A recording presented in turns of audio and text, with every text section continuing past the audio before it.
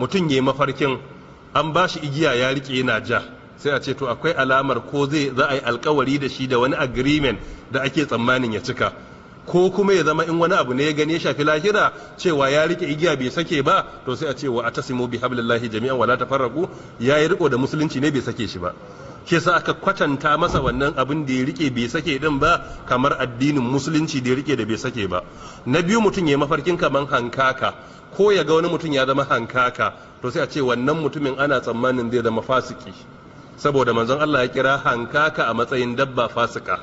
To sai a ce akwai alamar mutumin da aka gani din nan zai wahala ya yi karko saboda ya zama hankaka, kuma hankaka tsuntsu ne fasiki.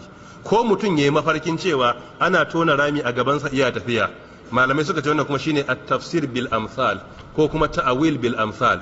In ana tona maka rami gaba gare ka, to sai a ce akwai tsammanin ana shirya maka wani makirci da ake so ka fada a gaba gare ka.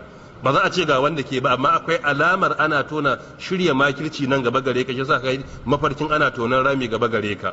Ka'ida kuma daman malamai suna faɗa duk wai man hafara yumkin ayyaka fi, duk wanda ya tona rami mai iya yiwa ne kuma ya iya fadawa cikin sa ko.